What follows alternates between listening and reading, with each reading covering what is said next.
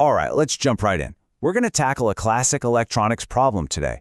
You see this one all the time in technical interviews, and you know what? It has this sneaky little twist that's designed to trip you up. So today, we're going to solve the diode circuit mystery. So here it is. This is the circuit we need to figure out. We've got two voltage sources, V1 and V2, a couple of diodes, some resistors, and our job is to find the voltage right here, at Vout. Now, at first glance, it looks pretty straightforward, right? But trust me, those diodes, they're the key to this whole puzzle.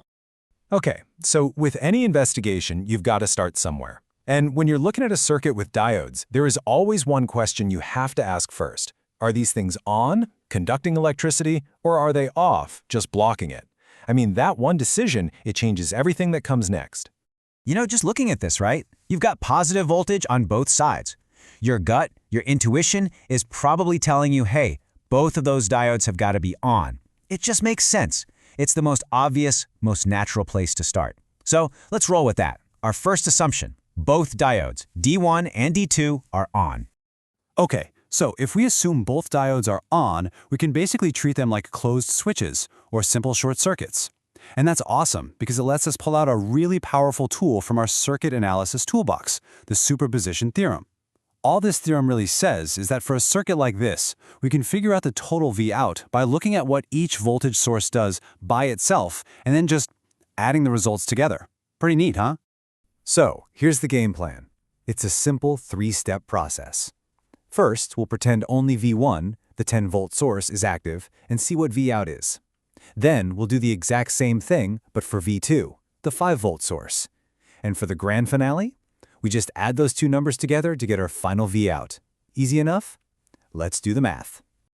All right, here we go. When we only look at V1, the circuit becomes a super simple voltage divider.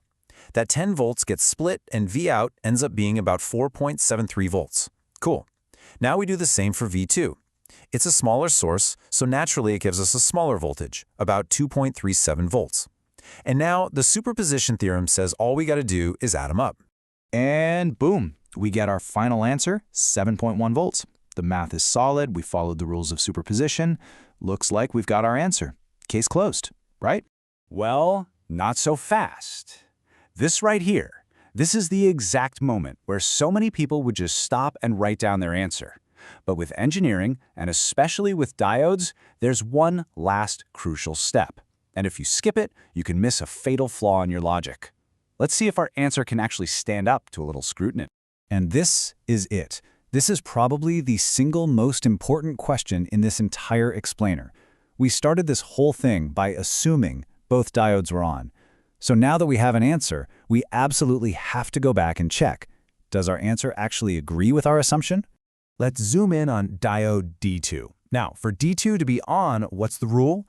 The voltage on its positive side, that's V2, which is 5 volts, it has to be higher than the voltage on its negative side, which is Vout.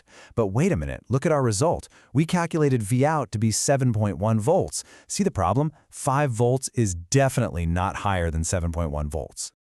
And there it is, a flat-out contradiction. Our result completely violates the basic rule we needed for our assumption to be true. And you know what that means? It means our answer of 7.1 volts, it's totally wrong. The whole thing was built on a shaky foundation. But hey, this isn't a failure. This is actually a huge breakthrough. Finding that contradiction just gave us a massive clue. It tells us, with 100% certainty, that D2 cannot possibly be on. And that lets us form a new and hopefully much better hypothesis about what this circuit is really doing. So here's our new assumption. Based on the evidence, the higher voltage from V1 is probably strong enough to keep diode D1 on.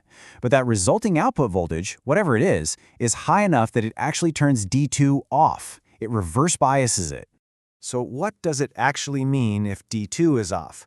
Well, it basically acts like someone just snipped the wire. It's an open circuit, and if that branch is open, then the whole section with the V2 source and its resistor, it's just disconnected. It has absolutely zero effect on Vout. It's like it's not even there.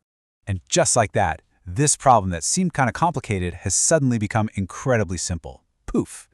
All we're left with is a basic voltage divider with that 10-volt source feeding the 1 ohm and 9 ohm resistors. Now, the calculation is an absolute cakewalk.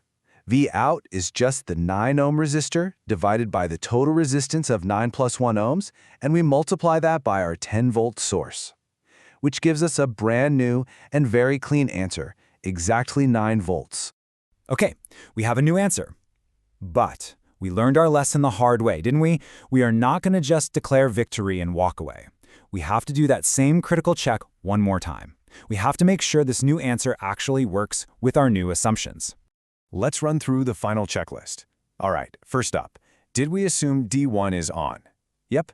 And is its positive side at 10 volts higher than our new V out of 9 volts? Yes, it is. Check. That one works. Okay, second, did we assume D2 is off? We did. And is its positive side at 5 volts lower than our V out of 9 volts? Yes, it is. Check. That one works too. Look at that. No contradictions. Everything holds together. So we've cracked the case. The real output voltage is 9 volts. But solving this one specific problem isn't the real point here. The real prize is understanding the universal lesson, the golden rule that you can take with you and apply to every diode circuit you ever see again. And here it is. This is the big takeaway. For circuits with components like diodes that can switch states, doing the math is only half the job. You always, and I mean always, have to circle back and verify.